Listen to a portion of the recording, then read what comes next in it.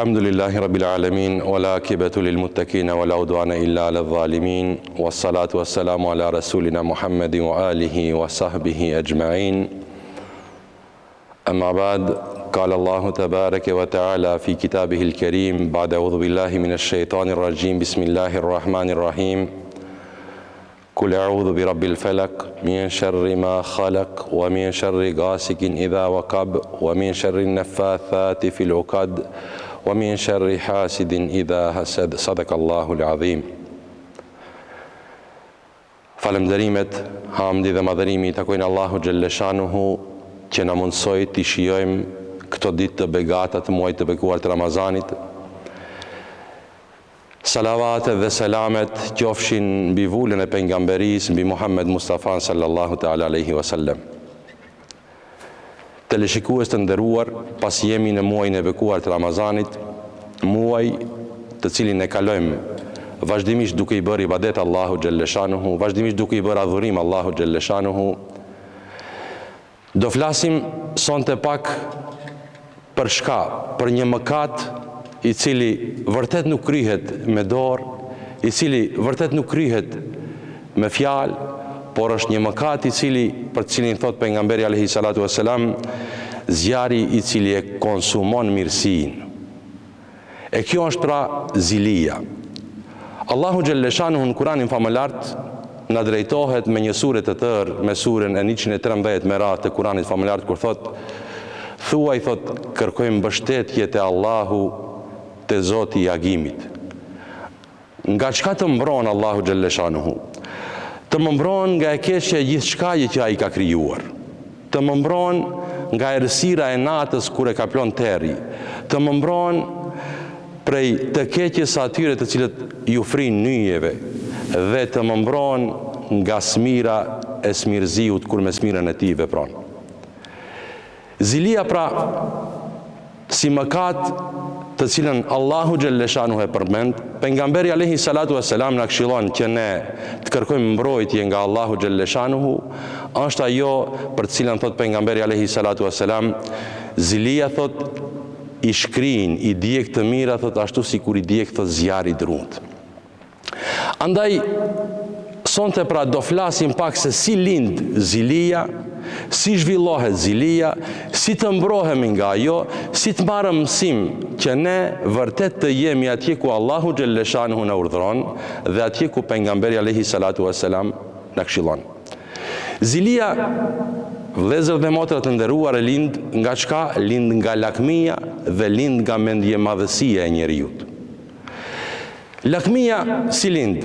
Lakmia lind kur njeriu e sheh dikën që është në pozita më lartë se ai dhe ki dëshiron që ai ti posedon, e jo vllau i tij, miku i tij, afërmi i tij, dhe kështu fillon prej lakmisë të lindë dhe mendjemadhësia, dhe prej mendjemadhësisë vjen deri te zilia, e cila vërtet është ai zjarr i cili konsumon mirësinë të cilën e vepron njeriu. Pasi jemi në muajin e bekuar të Ramazanit, jemi munduar ta përmbushim me veprat mira, me ibadet e drejtuar Allahu Gjelleshanuhu, të mos i lëm apo të mos e lejojmë që zilia e cila është në brendësinë e zemrave tona të na i djeg, të na i shkatron veprat të cilat na afrojnë te Allahu Gjelleshanuhu. Pejgamberi alayhi salatu wassalam na drejtohet me këshilla të ndryshme se si njeriu të jetë vërtet larg nga ky mëkat i cili është në zemrat e njerëzve. Na drejtohet e na thot, çdo kush i cili thot brengoset e ka breng se si do ta fiton botën tjetër, shpërblimin e Allahu Gjelleshanuhu, si ta fiton xhenetin, Allahu Gjelleshanuhu thot mirësitë e jetës së kësaj bote, të mirat e jetës së kësaj bote, thot i sjell thot përpara këmbëve të tij. Kurse çdo kush i cili brengoset për jetën e kësaj bote, për mirësitë e saj, duke e pas zili çdo këndin, duke e dëmtuar çdo këndin, duke u lakmuar te çdo pozitë, te çdo post, te çdo pasuri të tjerëve, atij thot Allahu Gjelleshanuhu thot i sjell apo i mbjell thot fukarallëkun thot mes syve të tij. Andaj të mundohemi të jemi prej atyre të cilët vërtet zilin do ta mbajmë larg nesh, për arsye se ajo në i djek, në i shkatron të gjitha ibadetet që i ban njeriu. Po pse në i djek?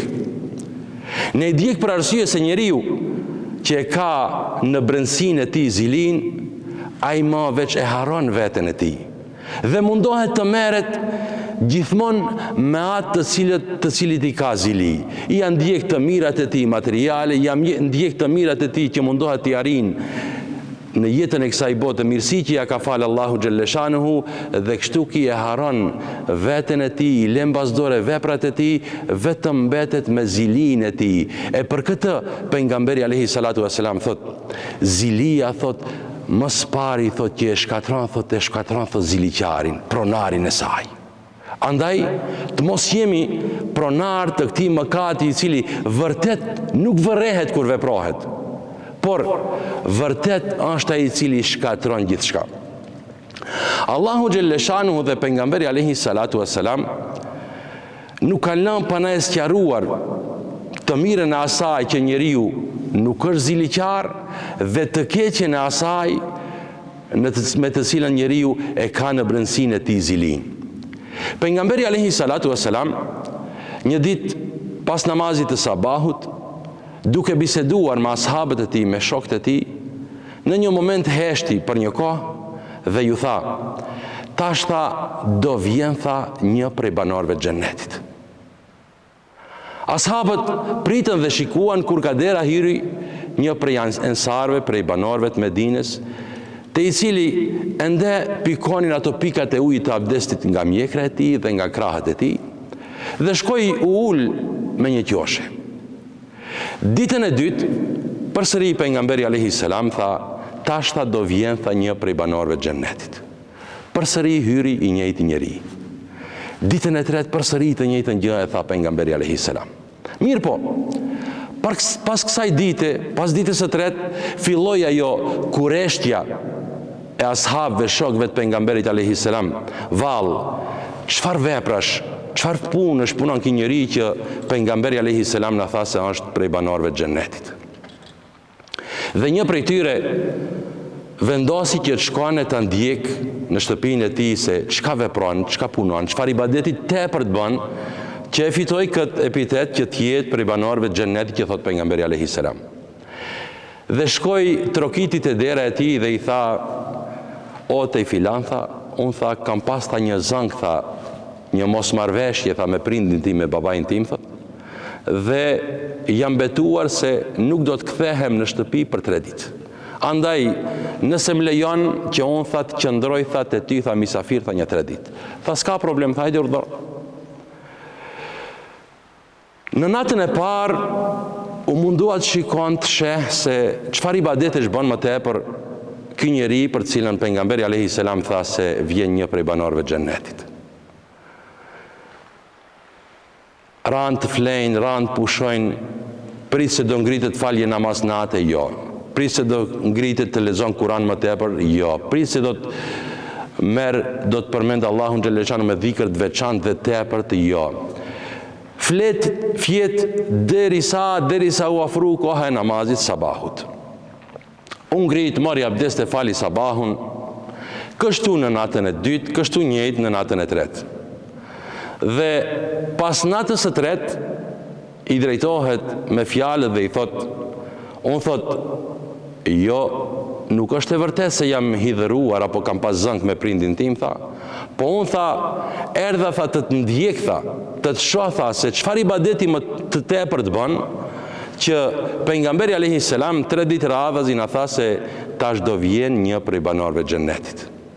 Dhe thot, e nënçmava thot në ibadet, thot duke i thonë, përveç se kishe fjalë të mira, bisedat mira gjatë bisedës që bënim, në ibadet nuk ishe i veçantë. Në ibadet nuk bëjshe më tepër, nuk e shtove namazin e natës, nuk e shtove dhikri, nuk e shtove leximin e Kur'anit. E nënçmava në këtë prizëm, thot. Edhe i thot, unë tha, kështu tha veproj, tha. Dhe sahabiu i ri i cili ndoqi këtë sahabi, këtë njeri të xhennetit që tha pejgamberi alayhi salam, filloi tha unë do largohem tash, tha do shkoj tha në punën time. Tha këto janë punët e mia i pari. Dhe pasi u largua pak, tha ndalu pak, tha, kam tha edhe diçka tjetër. Kam tha diçka, tha, që anë në brendësin time, tha, unë tha, asnjëherë, tha, në zemrën time nuk mbaj zili se ka arrit filani diçka një pozit, ka arrit një të mirë, ka arrit që të bën një vepër të mirë, tha, unë nuk mbaj urrëtie në zemrën time kur janë në pyetje muslimanët.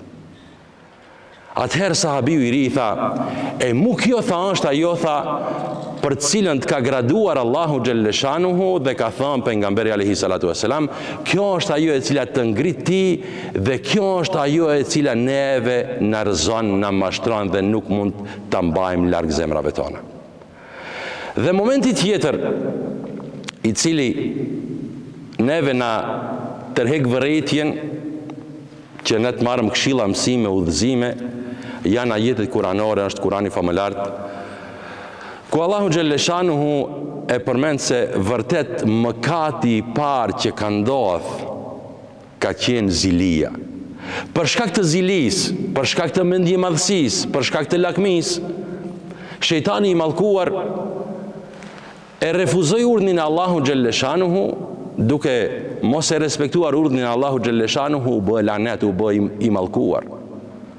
Dhe për hir të këtij mëkati, Allahu Gjelleshanuhu e largoi nga mëshira e tij. E kjo ishte zilia. Po, te zilia si arriti ajo që të ndodh edhe lakmia e Ademit alayhis salam, do thot lakmitar që jemi të gjithë njerëzit. E kjo lakmi e bëni që Ademi alayhis salam të del nga toka në xhennet. Po ashtu, nga xhenneti në tokë. Po ashtu, mëkati i parë që është punuar në jetën e kësaj bote ka qenë mëkati i bijve të Ademit alayhis salam, Habilit dhe Kabilit, që ndodhi vrasja. Pse ndodhi vrasja? Ndodhi vrasja nga zilia se Allahu Gjelleshanuhu Habilit ja pranoi kurbanin, kurse Kabilit nuk ja pranoi kurbanin dhe e vrau vllau vllan, e bëni mëkatin e parë. Me çka? Me zilin që u mundua e instaloi shejtani i mallkuar në zemrën e bijve të Ademit alayhis salam dhe të gjithë njerëzimit deri në fund. Si ta shndrojmë këtë zilin pozitivitet në mirësi? Shndrohet zilia në pozitivitet dhe mirësi vetëm duke respektuar urdhnat e Allahu Gjelleshanuhu dhe këshillat e pejgamberit alayhi salatu vesselam, i cili vërtet vazhdimisht na jep këshilla, na jep udhëzime që ne të jemi të mbrojtur nga ajo e cila i ha mirësitë, veprat e mira që i punon njeriu. Njëherë pejgamberi alayhi salatu vesselam është pyetur duke i thënë se cili është njeriu më i mirë, më i virtytshëm në jetën e kësaj bote. Pejgamberi alayhi salatu vesselam është drejtuar duke thënë, njeriu më i virtytshëm në jetën e kësaj bote është ai i cili ka fjalë të drejtë dhe ai i cili ka zemër të pastërt. Ashabët i thanë, fjalë drejtin e kuptojmë, kurse zemër pastërti si do ta kuptojmë? Ju drejtohet i dërguari Allahu Gjelleshanuhu duke ju thënë, zemër pastërt në besimin e tij është ai i cili thotë, në zemrën e tij nuk figuron mëkati, në zemrën e tij nuk figuron gënjeshtra, në zemrën e tij nuk figuron, nuk ekziston zilia e cila i ha të mirat ashtu si ha zjarri i drutë. Andaj, i dërguari Allahu Gjelleshanuhu na këshillon që ne këtë zili, këtë dëm, këtë të keqje e cila ekziston në brendësitë e njerëzve, na thot se shpeshherë njeriu provokohet kur sheh njeri më lart në pozitë se ai, kur sheh njeri më të pasur se ai, kur sheh njeri më të ditur se ai, kur sheh njeri me ibadet më tepër se ai, fillon ajo të lëviz zilia në zemrën e tij. E pejgamberi alayhi salatu vesselam na drejtohet e na thot, kur ta sheh ndonjëri prej jush vërtet në zemrën e tij ka filluar ajo brendësia me zili, thot, let pendohet te Allahu Gjelleshanuhu, let kërkon falje nga Allahu Gjelleshanuhu, se vërtet kjo është një mëkat. Për arsye se në qoftë se ky mëkat fillon të praktikohet, të punohet, atëherë ne veçmë i djegim të gjitha veprat tona të mira. Pejgamberi alayhis salam do të drejtohem edhe me një këshill të fundit nga i dërguari Allahu Gjellëshanuhu, i cili na këshillon që ne të jemi të kujdesshëm, të jemi të matur, të jemi të vëmendshëm në atë që është e mirë jetës së kësaj bote dhe të jemi këmbgulës në kërkesat tona drejtuar Allahu Gjellëshanuhu për mirësitë në jetën e botës tjetër.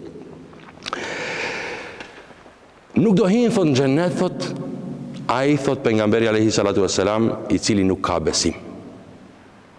Nuk ka besim, thot, në Allahun Gjellëshanuhu, thot, njeriu, thot, derisa, thot, të mos e doni njëri tjetrin mes jush, thot. Dhe nuk do ta doni njëri tjetrin në mesin tuaj, thot, për derisa, thot, nuk e përhapni selamin mes jush. Shpresojmë të jemi në mëshirën e Allahu Gjellëshanuhu, në rahmetin e tij, të jemi prej atyre të cilët kërkojmë falje nga ai për gabimet tona dhe kërkojmë shpërblime nga ai me mëshirën e tij të na shpërblen si në jetën e kësaj bote, ashtu edhe në botën tjetër. Wassalamu alaikum wa rahmatullahi wa barakatuh.